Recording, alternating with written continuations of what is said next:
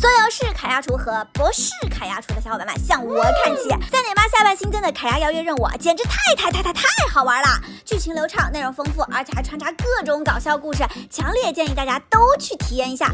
而且不管怎么选，卡亚他都不会掉好感度啊，你敢信啊？他简直不要太温柔了。那这次一共包括5个结局和3个成就，一共能拿90原石。但是我相信啊，原石对于各位不是问题，爱上卡亚才是大家最终的归宿。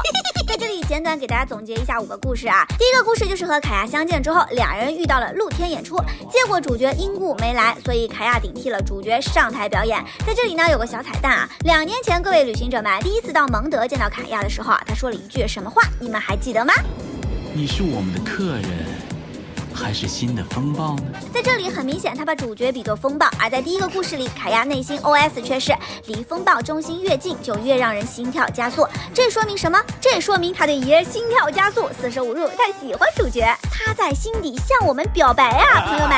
接下来卡亚又穿上了他的戏服，上演了一场王子面对国家和面对约定的时候毅然选择了反抗命运的戏码。说实话啊，当时在看这段剧情的时候，我一直觉得他在演他自己，有很大可能就是他在面对凯瑞亚身份和现在的生活时所做的抉择。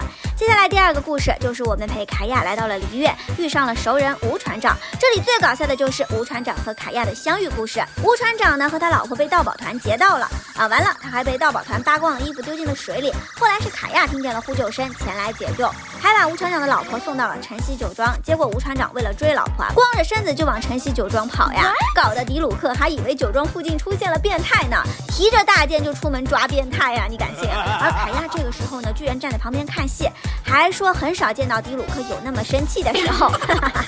这场面想想就搞笑啊。接下来的故事呢，就是吴船长在璃月被骗，然后卡亚设法帮他拿回来钱。下一个故事呢，咱们回到了蒙德骑士团。说实话，我从来没有在一个邀约任务里面见到这么多角色的蒙德人，基本上都见了一面呀，你敢信啊？那从秦团长办公室出来之后，大家记得来到禁闭室门口聆听门内的声音。没错，小可丽刚从须弥回来就又被关禁闭了，你敢信？在这里也能拿到一个隐藏成就。最后2个故事的一个在晨曦酒庄，在这里我们能了解到卡亚和迪鲁克小时候的故事，说卡亚和迪鲁克小时候的性格啊和现在是完全相反的。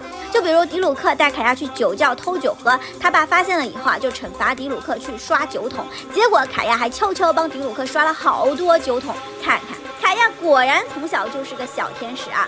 还有就是长大后的卡亚依旧对晨曦酒庄的每个人都很在意很关心，会给每个人带礼物，每个人都很想念他们的卡亚少爷。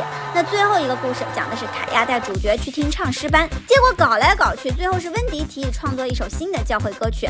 那在这段故事中最打动人的剧情就是卡亚和温迪的对话啦。作为互相都知道对方身份的人，他们这种看破不说破的谜语才是最温柔的，尤其是温迪表达出来的风神会包容每一个追求自由的人，还有蒙德会把所有迷失的船吹到港口，这不就暗示着不管卡亚身份如何，蒙德都是他永远的家吗？哎呀，这浪漫，诗人嘴里说出来的话就是不一样啊。好了，那本期视频就先到这里啦。做完邀约任务啊，可以说我再一次被卡亚还有蒙德城的人所打动，大家亲自体验过后就会明白我的感受了的啊。那喜欢本期视频的小伙伴们，别忘记点赞收藏，给2个圆圆的硬币。我们下期节目再见喽，拜拜。